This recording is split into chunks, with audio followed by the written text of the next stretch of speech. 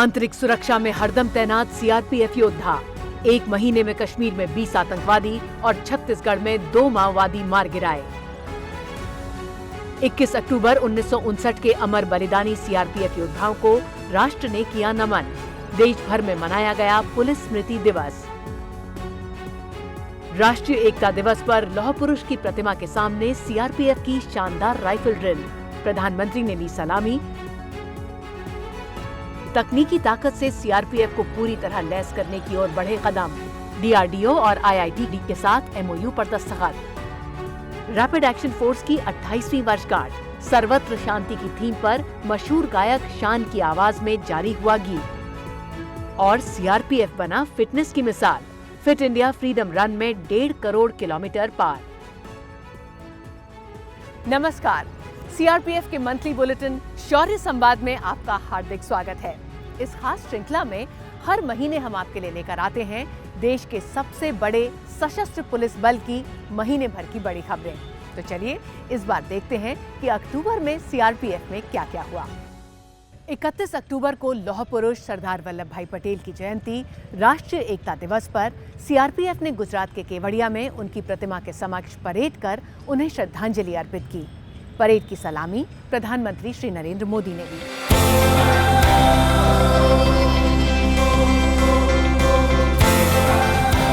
देश के प्रथम गृह मंत्री और आजादी के बाद राष्ट्र के एकीकरण के महायोद्धा लौह पुरुष सरदार वल्लभ भाई पटेल की विश्व विख्यात भव्य प्रतिमा के समक्ष खड़े प्रधानमंत्री श्री नरेंद्र मोदी।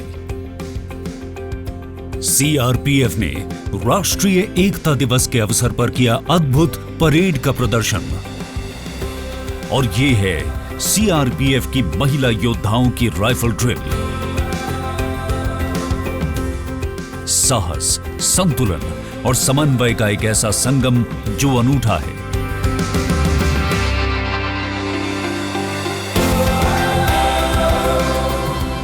और ये है देश के सबसे बड़े सशस्त्र बल का वाहन सीएसआरवी।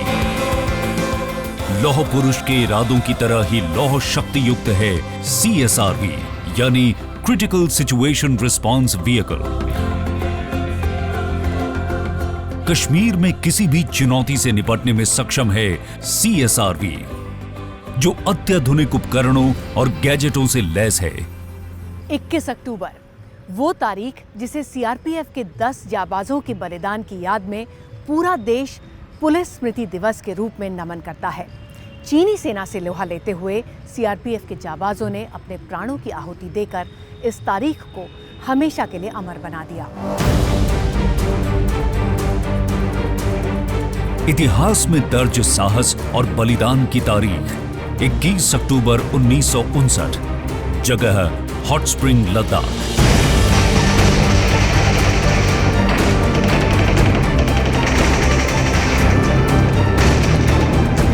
एक ओर सीआरपीएफ योद्धाओं का बेहद छोटा कश्ती दल और दूसरी ओर चीनी सैनिकों की भारी तादाद। लेकिन आखिरी दम तक सीआरपीएफ के योद्धा प्राणों की बाजी लगाकर लड़ते रहे और 10 जांबाजों ने वतन की रक्षा के लिए सर्वोच्च बलिदान दे दिया। उन्हीं अमर बलिदानियों को नमन है पुलिस स्मृति दिवस। केंद्रीय गृह मंत्री ने दिल्ली में नेशनल पुलिस मेमोरियल में परेड की सलामी ली। मन की बात ट्विटर हैंडल से भी शहीदों और उनके परिवारों के अमूल्य योगदान को याद किया गया। देश भर में पुलिस स्मृति दिवस पर परेड और कार्यक्रमों का आयोजन किया गया। देश की आंतरिक सुरक्षा की बहाली में सीआरपीएफ का योगदान बेहद अहम है। कश्मीर से लेकर छत्तीसगढ़ तक, आतंकवादियों से लेकर नक्सलवादियों तक, सबको सबक सिखाते हुए सीआरपीएफ के योद्धाओं ने अक्टूबर के महीने में 20 आतंकवादियों और 2 नक्सलियों को ढेर कर दिया।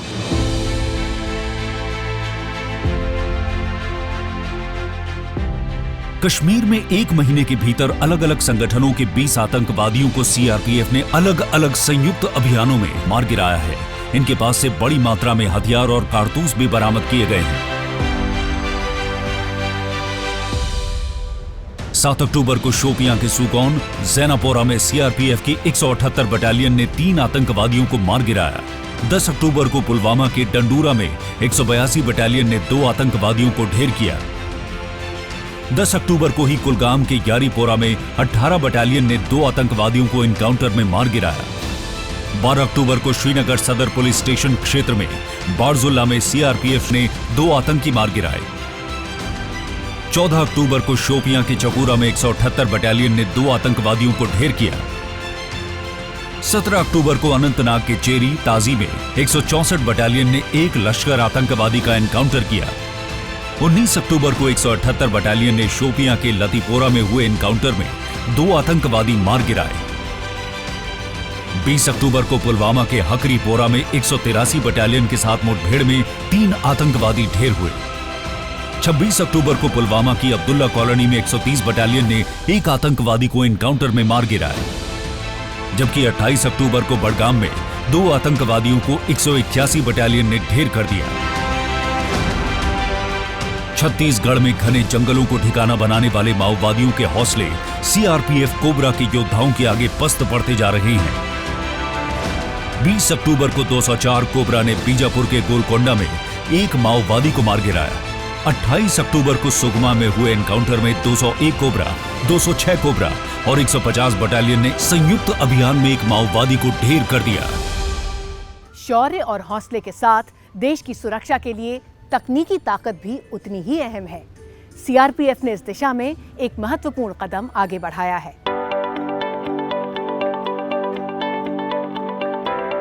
आईआईटी दिल्ली, डीआरडीओ और जेएटीसी के साथ सीआरपीएफ ने एक एमओयू साइन किया है ताकि न सिर्फ बल के योद्धा अत्याधुनिक और विश्व स्तरीय तकनीकों से लैस हो सके, बल्कि एक एक्सपर्ट पूल भी तैयार हो सके। बल की कोर फंक्शनिंग में पहले से तकनीक का इस्तेमाल किया जाता रहा है, अब एमओयू के जरिए इसे और धारदार बनाना है। सीआरपीएफ के 3 लाख जाबाजों में से 500 इंजीनियर्स हैं। इनमें से 40 इंजीनियर ग्रेजुएट अफसरों का पहला बैच आईआईटी दिल्ली के साथ 3 से 6 महीने का सर्टिफिकेट कोर्स के लिए जाएगा। इस बैच के चुनिंदा अफसर आईआईटी और डीआरडीओ के साथ जॉइंट रिसर्च प्रोग्राम्स में भी जुड़ेंगे। 7 अक्टूबर को सीआरपीएफ ने अपनी रैपिड एक्शन फोर्स की 28वीं वर्षगांठ को बड़े जोशो खरोश के साथ मनाया। गृह राज्य मंत्री श्री नित्यानंद राय ने इस मौके पर राष्ट्र सेवा के लिए सीआरपीएफ की सराहना की। नीली कैमोफ्लाज वर्दी में परेड कर रहे ये जाबाज दंगों और कानून व्यवस्था बहाल करने की जिम्मेदारी निभाने में सबसे आगे होते हैं। 1992 में गठित सीआरपीएफ की आरएएफ ने त्वरित एक्शन, संवेदनशील पुलिसिंग और साहस से शांति रक्षक की खास पहचान बनाई है। राष्ट्र सेवा में आरएएफ के 28 गौरवशाली वर्ष पूरे होने पर केंद्रीय गृह मंत्री श्री अमित शाह ने इस विशेष बल को देश का गौरव बताया। जबकि केंद्रीय गृह राज्य मंत्री श्री नित्यानंद राय सीआरपीएफ एकेडमी गुरुग्राम में परेड के मुख्य अतिथि थे। उन्होंने आरएएफ गीत का लोकार्पण भी किया, जिसके गीतकार महबूब आलम कोटवाल, संगीतकार हैं रंजीत बारोट और जिसे मशहूर गायक शान ने आवाज दी है। संदेश है सर्वत्र शांति। सर्वत्र शांति आधार है, सिद्ध किया हर बार है,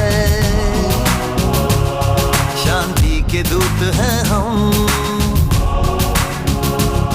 संदेश हमारा प्यार है। आरएएफ सेवा मानवता की जय जय हो भारत माता की। आरएएफ सेवा मानवता की जय जय हो भारत माता की। हम स्वस्थ तो देश स्वस्थ। सीआरपीएफ के फिट इंडिया फ्रीडम रन और खेलो इंडिया मुहिम का यही लक्ष्य है। फिट इंडिया फ्रीडम रन में सीआरपीएफ ने 1.5 करोड़ किलोमीटर का रन पूरा करके एक शानदार मिसाल कायम की है। सीआरपीएफ के fitness campaign fit India freedom run 2 अक्टूबर को गांधी जयंती पर इंडिया गेट पर पूरा हुआ। इस मौके पर 1961 में प्रथम अर्जुन पुरस्कार विजेता श्री जीएस रंधावा के अलावा पद्मश्री खजान सिंह और कुश्ती में 2 बार के ओलंपिक मेडलिस्ट श्री सुशील कुमार, अर्जुन पुरस्कार विजेता सुश्री कुंजुरानी देवी, श्री परमजीत सिंह ने रन में हिस्सा लिया। 15 अगस्त को शुरू हुई इस मुहिम में बल के जवानों ने कुल 1.5 करोड़ किलोमीटर की दौड़ पूरी की है, जबकि लक्ष्य 1 करोड़ किलोमीटर का ही था। याद है आपको, शौर्य संवाद के पिछले एपिसोड में हमने आपको दिखाया था कि सीआरपीएफ के दिव्यांग योद्धाओं की एक टीम कैसे 1000 किलोमीटर की साइकिल यात्रा करके अहमदाबाद से दिल्ली पहुंची थी।